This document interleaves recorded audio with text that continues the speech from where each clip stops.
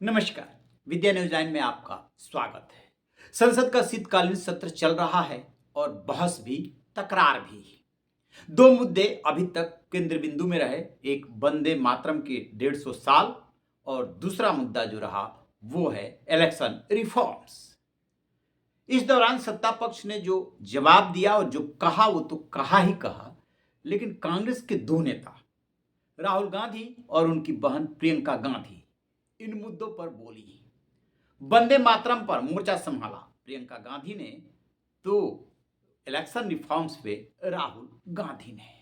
इसके बाद भाई बहन के भाषण को लेकर के सियासी गलियारों में चर्चा हो रही है। कौन साबित हुआ 19 और कौन साबित हुआ 20 और आखिर इसकी क्या है वजह। तो सबसे पहले राहुल गांधी ने क्या बोला ये सुनिए, और उस दौरान उनकी क्या मुद्राएं थी ये भी देखिएगा, और उसके बाद देखिए कि प्रियंका गांधी बोली और कैसे बोली। I want to ask three questions first, which will make it very clear that the BJP is directing and using the election commission to damage India's democracy. The first question, why is it that the CJI was removed from the selection panel of the election commissioner? Second question, in December 2023, they changed the law to make sure that no election commissioner could be punished for any action they take while they are election commissioner. Why would the Prime Minister and Home Minister give this gift of immunity to the election commissioner? And finally, why was the law with regards to CCTVs and the data that they contain changed? Congress के हर एक अधिवेशन में 1905 से लेकर आज तक सामूहिक तौर पर वंदे मातरम गाया जाता है।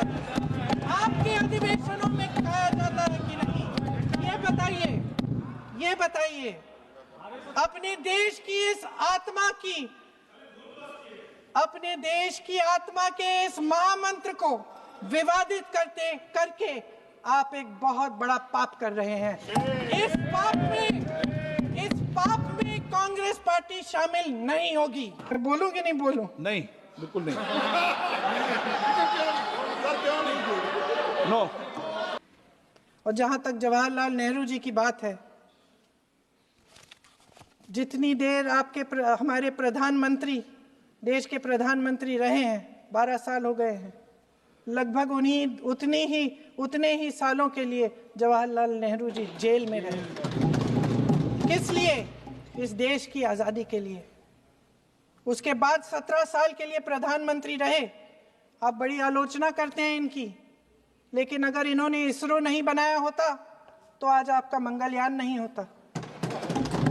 अगर DRDO नहीं बनाया होता तो तेजस नहीं बनता। अगर IIT और IIM नहीं बनाए होते तो हम आज IT में आगे नहीं होते।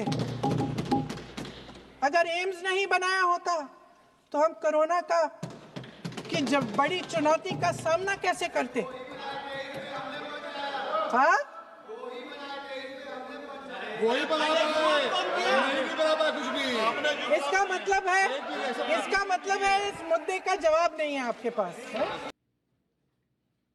आपने देख लिया और सुन लिया। राहुल गांधी बहुत एनर्जेटिक लीडर है और बहुत दिनों से संघर्ष भी कर रहे हैं। दाद देनी होगी उनके संघर्ष की। जिस तरीके से विपक्ष उनका मजाक उड़ाता है और वो उतनी ही मजबूती से मोर्चा संभालते हैं, तो इसके पीछे उनकी अपनी एनर्जी और सोच है। जहां तक वोट चोरी की बात है, वो 3-4 जो मुद्दे गिना रहे हैं उसे कोई काट तो नहीं सकता। इलेक्शन कमिश्नर की नियुक्ति का मामला उठा रहे हैं। इसके अलावा जो फुटेज नहीं दिए जाते हैं या बहुत जल्दी उसको डिलीट कर दिया जाता है, उसका मुद्दा उठा रहे हैं। सिलेक्शन प्रोसेस का मुद्दा उठा रहे हैं। और उधर से जवाब भी मिल रहा है कि आपके टाइम में क्या हुआ, कैसे पहले नियुक्तियां होती थी, अब तो जाकर के कानून बना है। मेन विपक्ष का जो आरोप है वो है कि आपने सीजेआई को क्यों निकाला। उधर से सत्ता पक्ष कह रहा है कि जरा 2 साल के पीरियड को निकाल दीजिए, तो सीजेआई थे कब प्रोसेस में, हमने तो कानून बना दिया। खैर, हम बात उसकी नहीं कर रहे हैं, बात इस बात की कर रहे हैं कि आपने देखा होगा 1 मिनट के लगभग क्लिपिंग में कि राहुल गांधी जब वो मुद्दे गिना रहे हैं तो उनकी भाव भंगिमाएं क्या है। जब वो बोलते हैं तो ऐसा लगता है जैसे गुस्से में है और अटैक कर रहे हैं। राजनीतिक संभावनाओं का खेल है और इसमें जो चाहे सत्ता पक्ष हो चाहे विपक्ष हो, वो एक दूसरे के दुश्मन नहीं है, वो एक दूसरे के राजनीतिक विरोधी है, विचारधारा का विरोध है। जब प्रियंका गांधी बोली, वो भी आपने देखा होगा कि उन्होंने भी उतना ही जबरदस्त अटैक किया सत्ता पक्ष पर। जब पूरा भाषण देखेंगे, क्लिपिंग में तो पूरा नहीं है, तो उन्होंने प्रधानमंत्री पर इतना जबरदस्त कटाक्ष किया है कि वो कलाकार नहीं है, वो सिर्फ जनप्रतिनिधि हैं। लिहाजा वो बोलने में, भाषण देने में उनके पास वो कला नहीं है, नाम नहीं लेती है, इशारों इशारों में प्रधानमंत्री की तरफ गेंद सरका देती है। फिर जब वंदे मातरम की बात आती है तो उसकी आत्मा की बात करती है, एग्रेसिव हो जाती है। फिर पंडित जवाहरलाल नेहरू की जब बात आती है तो कह रही हैं कि आप ऐसा कीजिए कि चुनाव के दौरान आपने ये निकाल लिया था। प्रधानमंत्री से सीधे सवाल कर रही हैं कि आपके ऊपर कितनी बार अटैक किया गया, किन किन शब्दों का इस्तेमाल किया गया। ऐसे ही पंडित जवाहरलाल नेहरू के लिए भी निकाल लीजिए कि उन्होंने कितनी गलतियां, 100, 200, 1000, 1500, 2000 जो भी गलतियां है उसको निकाल लीजिए और इस पर बहस कर ली जाए। इसके बाद हमेशा के लिए चैप्टर क्लोज कर दिया जाए और बात हो महंगाई पे, बेरोजगारी पे, प्रदूषण पे। इस दौरान खास बात यह रही कि जब जरूरत पड़ रही थी तब वो हंस भी रही थी, मुस्कुरा भी रही थी और सत्ता पक्ष के लोगों से उस दौरान संवाद भी कर रही हैं। वो स्पीकर से जब संवाद कर रही हैं तो पूछ रही हैं कि मैं बोलूं कि ना बोलूं, क्योंकि स्पीकर ने इस बात पे ऑब्जेक्शन उठाया था कि बहस हो रही है वंदे मातरम पे, वहीं तक सीमित रहिए। आपने क्लिपिंग में कुछ चीजें तो देख ली होगी। तो राजनीति में सेंस ऑफ ह्यूमर बहुत उसकी जरूरत होती है। यहीं पे राहुल गांधी मात खा जा रहे हैं। अब पूछा जाए कि सलाहकार कौन है और क्यों ऐसा हो रहा है। इससे पहले कि हम इस मुद्दे पे आए, जरा बीजेपी का उदाहरण ले लेते हैं। अटल बिहारी वाजपेयी देश के 3 बार प्रधानमंत्री बने, लेकिन संगठन को खड़ा करने में उनसे ज्यादा योगदान कहीं लालकृष्ण आडवाणी का था, जो कि उप प्रधानमंत्री और गृह मंत्री पद तक पहुंचे। जब आप दोनों के भाषणों को, दोनों के बातचीत को देखेंगे तो पाएंगे कि लालकृष्ण आडवाणी मुस्कुराए, बोले भी अच्छा, रथ यात्रा निकाले, लेकिन वो चर्चित हुए अपनी रथ यात्रा को लेकर के। पार्टी और संगठन को खड़ा कर दिया, 2 सीटों तक सिमटने वाली पार्टी को कहां पहुंचा दिया, सब देख रहे हैं। और अटल बिहारी वाजपेयी कवि हृदय थे, तो कवि की जो खासियत होती है उसमें सेंस ऑफ ह्यूमर बहुत अच्छा होता है और लिबरल भी थे। इस नाते न सिर्फ वो देश में बल्कि विदेशों में भी चर्चित हुए। विदेशों में संयुक्त राष्ट्र महासंघ में विपक्ष के नेता की हैसियत से शामिल होकर के वहां वाहवाही लूटी। तो सेंस ऑफ ह्यूमर का होना बहुत जरूरी है राजनीति में। न टायर न रिटायर, इस तरीके की बातें कहना और भी बहुत कुछ। एक बार जावेद अख्तर ने उनसे सवाल पूछा था भारत के संस्कृति, आत्मा, लोकतंत्र को लेकर के, तो उन्होंने साफ साफ कहा था कि ये बीजेपी और संघ की वजह से नहीं है, ये भारत की आत्मा में बसती है। बहरहाल हम लौट के आते हैं फिर वहीं पे। कौन सलाहकार है राहुल गांधी का? कहां से वो सांसद है? रायबरेली से। ये माना क्योंकि अंग्रेजी पे ज्यादा अच्छी पकड़ है बनस्पत की हिंदी की, और जब वो बोलते हैं तो हिंदी में कई बार स्लिप कर जाते हैं। तो जिसने भी ये सलाह दिया कि नहीं अंग्रेजी में बोलिए, अदरवाइज कहीं अटकने और भटकने का डर है, क्या जब इतने दिनों से बहस की तैयारी हो रही थी तो हिंदी पे काम नहीं किया जा सकता था? रायबरेली हिंदी का हार्ट है, जहां से आप प्रतिनिधित्व कर रहे हैं, और बोलना चाहिए था आपको हिंदी में। प्रियंका गांधी वायनाड से चुनी गई हैं। उन्होंने हिंदी में बोला और महफिल लूटी। वो गुस्से में भी दिखी, वो मुस्कराई भी, उन्होंने ठहाके भी लगाए और खूब जम करके सत्ता पक्ष, खासतौर से प्रधानमंत्री नरेंद्र मोदी पर वार किया। अब आप ऑफ द कैमरा सभी नेताओं से, चाहे सत्ता पक्ष के हों और चाहे विपक्ष के हों, उनसे बात कीजिए ऑफ द रिकॉर्ड। तो ये सत्ता पक्ष के भी लोग मानते हैं कि प्रियंका गांधी में वो सेंस ऑफ ह्यूमर है कि वो बहुत गंभीर बात, बहुत अटैकिंग बात बहुत अच्छे तरह से कह ले जाती है। उनका संसद में बहुत ज्यादा अभी भाषण नहीं हुआ है, 1 ही साल तो हुआ, 1.5 साल लगा लीजिए। हालांकि वो उपचुनाव में जीत करके आई थी तो उन्हें बहुत कम ही समय मिला है, 12-13 महीना लगा लीजिए। तो इसमें जो है वो छा जाती है।